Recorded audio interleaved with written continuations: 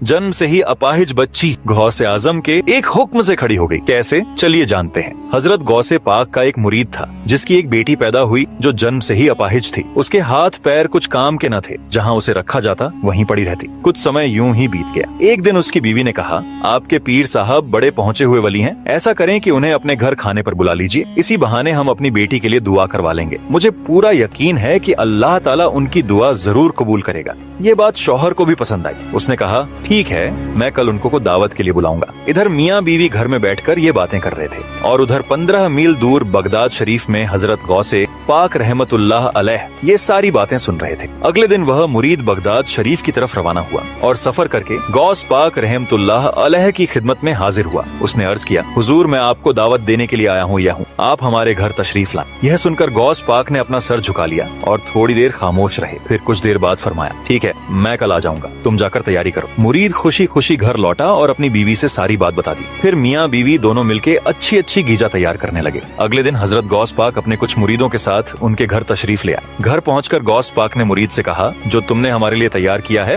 वो लाओ, हम खाना खाकर फिर वापस निकलेंगे। इस पर मुरीद ने क्या किया, अपनी माजूर बेटी को उठाकर गौसे पाक रहमतुल्लाह अलैह के सामने रख दिया। जब आपने उसे देखा तो पूछा, यह क्या है? मुरीद ने बहुत आजी के साथ कहा, हुजूर ये मेरी बेटी है जो जन्म से ही माजूर है, आप या तो इसके लिए दुआ कर दें कि यह ठीक हो जाए या फिर ये मर जाए। यह सुनकर गौसे पाक रहमतुल्लाह अलैह अल्लाह की बारगाह में दुआ की। फिर आपने उस बच्ची से कहा, कुंबी जनिल्लाह, यानी अल्लाह के हुक्म से उठ जा। इतना कहना था कि वह बच्ची तुरंत खड़ी हो गई। मियाँ बीवी दोनों अपने बच्ची को चलता फिरता देखकर बहुत खुश हुए। फिर मुरीद ने कहा, हुजूर एक बात बताइए, जब मैं आपको दावत देने गया था तो आपने थोड़ी देर खामोशी अख्तियार की थी, उसका राज क्या राज था? इस पर गौसे आजम रहमतुल्लाह अलैह मुस्कुराते हुए फरमाए, जब तुम दोनों अपने घर में बैठकर मुझे बुलाने की बातें कर रहे थे तो मैं यहाँ बगदाद में बैठकर वो सारी बातें सुन रहा था और मुझे ये भी पता था कि तुम मुझे किस मकसद से मुझे बुलाना चाहते हो। इसीलिए मैंने अल्लाह की बारगाह में खामोश होकर अर्ज की, या अल्लाह, अगर तूने इस बच्ची की शिफा मेरे हाथों में रखी है तो मैं इसकी दावत कबूल करूंगा, और अगर नहीं रखी तो मैं इनकार कर दूंगा। तब अल्लाह ताला ने फरमाया, बेशक मैं हर चीज पर कादिर हूँ और तू मेरा अब्दुल कादिर है। सुभान अल्लाह। दोस्तों, अगर आप भी गौसे आजम के सच्चे दीवाने हैं और ये वाकया आपके दिलों को छू गई तो दिल से लिखिए सुभान अल्लाह और लाइक सब्सक्राइब जरूर करें।